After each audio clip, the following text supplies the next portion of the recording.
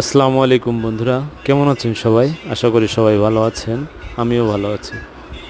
বন্ধুরা, আজকে আপনাদেরকে নিয়ে আসলাম যাত্রাবাড়ি শহীদ জিয়া পার্ক নামক একটা জায়গায়, যেখানে একটা ছোট্ট পার্ক, বাট অনেক সুন্দর, পরিপাটি করে গোছানো।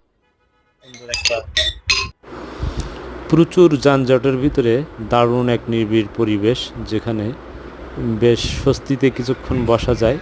কেউ যদি চায় এখানে সুস্থিরভাবে কিছুক্ষণ সময় কাটাইতে পারে।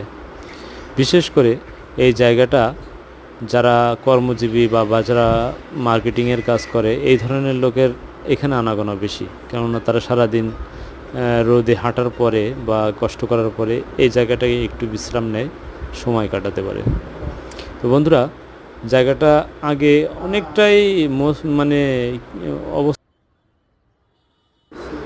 এই জায়গাটা আপনার গত জুলাইয়ের আগে বেশ মলিন ছিল জায়গাগুলো। প্রচুর পরিমাণে এখানে অনেকগুলো সার্কাসের মতো বিভিন্ন নৌকা টৌকা এই ধরনের অনেক কিছু ছিল, যেগুলো দিয়ে তারা ভাড়া দিয়ে টাকা ইনকাম করতো।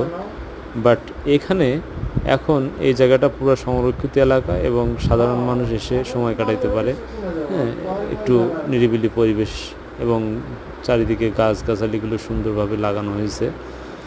অনেকগুলো ফুলের চারা রোপণ করা হয়েছে, দেখতে পাচ্ছেন। এগুলো নতুন লাগানো হয়েছে, এই জায়গাগুলো নতুনভাবে পরিচ্ছন্ন করা হচ্ছে। তো মোটামুটি এখন পরিবেশটা অনেক সুন্দর। এইখানে এই যে নামগুলো লেখা, বিভিন্ন জেলার নাম, রাজশাহী, রংপুর। তো এই জেলার নামগুলোও এমন হয়েছে যে নামগুলো উঠাই নিয়ে চলে গেছে। এগুলো স্টিলের হওয়ার কারণে এগুলো উঠাই নিয়ে চলে গেছে। তো মোটামুটি এখন আল্লাহর রহমতে এই জায়গাটা অনেকটা ভালো অবস্থায় আছে। মাঝে মধ্যে পরিষ্কার করা হয়, গাছে পানি দিচ্ছে, এখানে পাইপ লাইন দিয়ে দেখতে পাচ্ছেন আপনারা। ভালোভাবে রক্ষণাবেক্ষণ করা হচ্ছে আর কি জায়গাগুলো। তারপরেও যারা এখানে এসে বসে তারা একটু যদি একটু ভালোভাবে থাকে, ভালোভাবে সময় কাটায়, তাও হয়। এখানে অধিকাংশ লোকেরা এসে ময়লা নোংরা করে, ময়লা ফেলে, বাদাম খেয়ে বাদামের খোসা ফেলে, সিগারেট খায়, সিগারেট খেয়ে এখানে যেখানে সেখানে ফেলে, পলিথিন ফেলে যেখানে সেখানে।